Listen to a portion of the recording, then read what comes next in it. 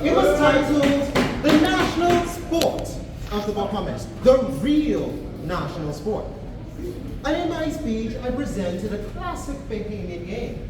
And while I was presenting, I received feedback, a certain word for the game, Pocky. What on earth is this? What sort of mad mind creates Pocky? I mean, there were so many better names. Socking, Talking, Wall Park, Pocky. Only a certain place up north of this proud island to find another way to ruin a good game and call it Pocky.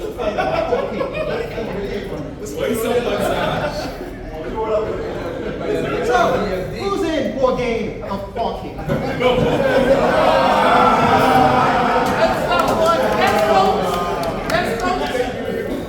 Toastmasters and guests, we recently had, Mr. Chairman, our national sport changed from cricket, a nice gentleman's game, to sailing.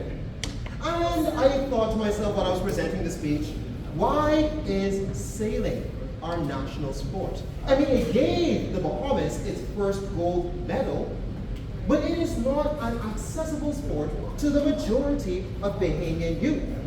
It is a sport centered on the family island. It is a community event, whereas everyone works together to create a craft which they sail with pride.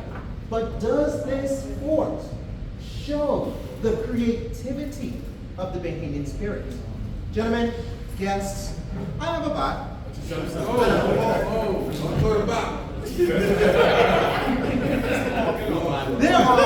so many things a 7-year-old to a 12-year-old can do with a bat and a ball. Yes. Poking should be our national sport. And here are the simple reasons why. First and foremost, just the creativity alone. The name, Pocky, wall pop. It requires 2 main ingredients. Vertical structure and the ball. And for those who are the grammarian for tonight, Pocky is a real word. It is the act of throwing an item with the intent to create an impact. And the word is also, for my dear grammarians, an onomatopoeia, because when you bounce the ball, it produces a pop sound. Creativity, because Toastmasters and guests, when you play a good game, there are no rules. You create the rules on the spot. 8 boys get together, 2 girls who are tomboys by nature.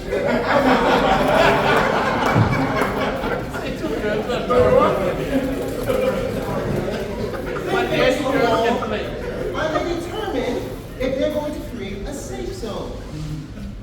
They determine, touch the wall before I pop you in your butt. And obviously, the game for the first kid.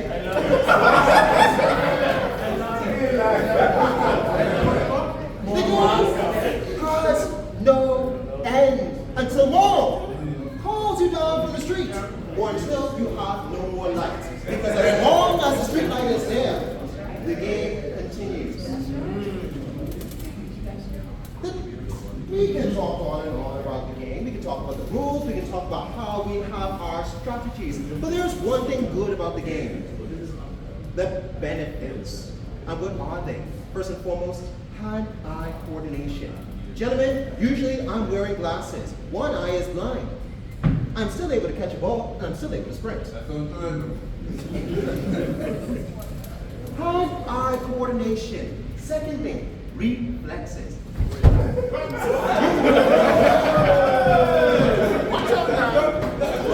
You know full well, the moment you drop that ball, when you fail to catch it, you better sprint faster than Usain Bolt.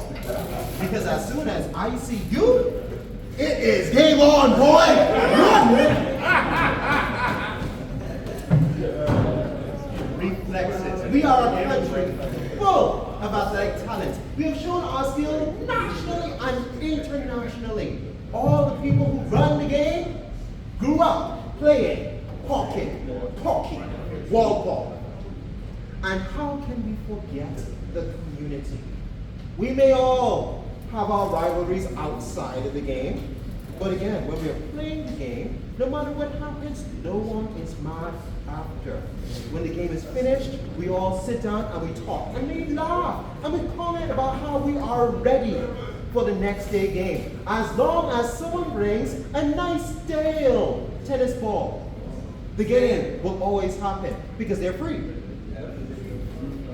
Toastmasters and guests, when we reminisce about our youth, and when we tell stories to the younger generation, we always comment about the games we played, about the scooters that we built, about button ball, about the food that we enjoy from Grammy Kitchen down the road. Pocky is Bahamian culture. Yes. Pocky represents our pride and our ingenuity. Pocky should be the real national sport of the ball.